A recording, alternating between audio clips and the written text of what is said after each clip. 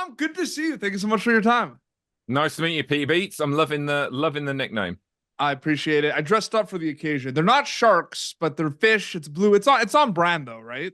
Oh yeah, mate. I mean, you can't see it, but I got like a massive octopus on my back, so I can't. There you are. You I see? Do see you see it a bit of there. it? Yeah, yeah. It's Shark No, Week. We have a specific shark to talk about. It's a pretty big shark, right? It's pretty huge, right? oh We're yeah. talking. I mean, Oh what yeah. was it like? What's it like? Kind of being slated to do these specials on things we don't know about. Like, I did not like. Maybe people don't know that a 6,000 pound shark exists. You know what I mean? Well, we've got a great advantage with these specials, which is that when it comes to full peer-reviewed science, you have to have so much in place for anyone really to turn around, these institutions to turn around and give scientists very little money to go out and try and prove something. It's very, very difficult. So we're in a great scenario where we're going out there as scientists doing science, but we're not pretending it's peer reviewed. We're not pretending that we're, rewriting the rule books, but we can go out there and do that stuff. We've got a little bit of budget because we're going out there making a show and people are going to watch it.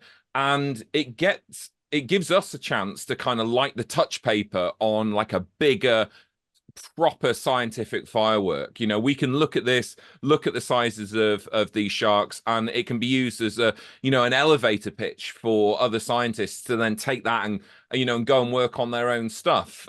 So it's brilliant. It's brilliant being able to mix the entertainment, the education, and as well get the real science in there. We might not have done it 50,000 times in a lab and rah rah rah and all that kind of stuff, but that's further down the line. That's for the hardworking, grinding people of the scientific community to do.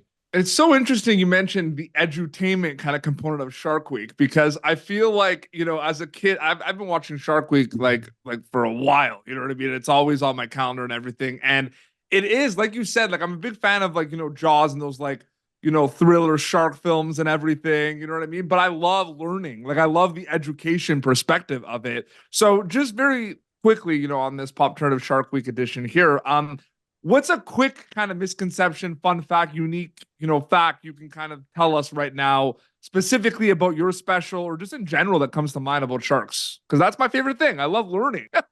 Well, I mean, one of the classics that I think most people get now is that they aren't bloodthirsty, mass murdering creatures. So you know what? I don't even think I'm not even going to mention that. What I'm going to mention is something that often gets represented, which is there's this fabulous expression, which is a shark can smell a drop of blood in the ocean from a mile away, and it is true but false at the same time.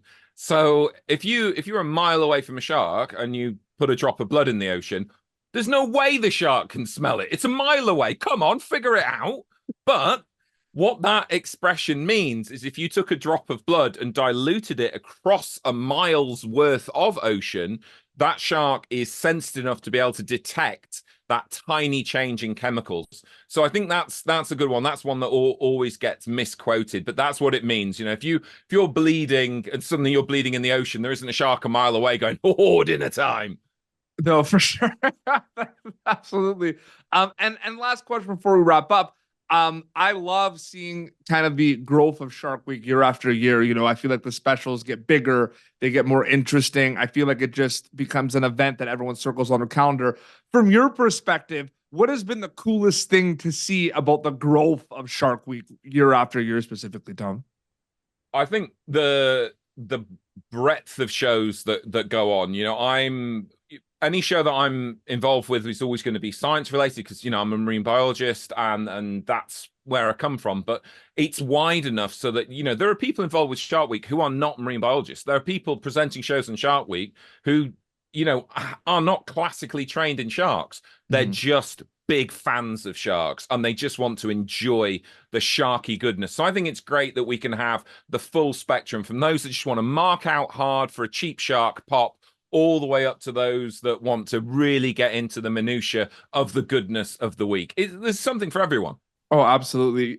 I don't know if you were a big Seinfeld fan growing up, but you said marine biologist, and that's how it comes to mind because there's like that's how I found out about marine biologists, like specifically that a marine biologist for that episode. So I don't know. Does that ever get quoted from you? No, I'm aware of Seinfeld, but I can't say I've ever seen it. I think it was doing the rounds in America when we were probably still on the first season of Friends or something. I'm just letting you know, if you like if you go somewhere and someone says like I'm a marine biologist, there might be a chance someone is like, it just reminds me of Seinfeld. I'm just saying. Okay. I'll check that one out. I always love the 6 pound shark. Reference. I can't wait for people to see that you're special on Shark Week on Discovery. Thank you so much for your time, Tom. It was great chatting with you. Take care, dude. Thanks very much. Thank you for tuning in to Popternative. Make sure to check out our past episodes of Popternative on YouTube. This has been an Autograph Communications production.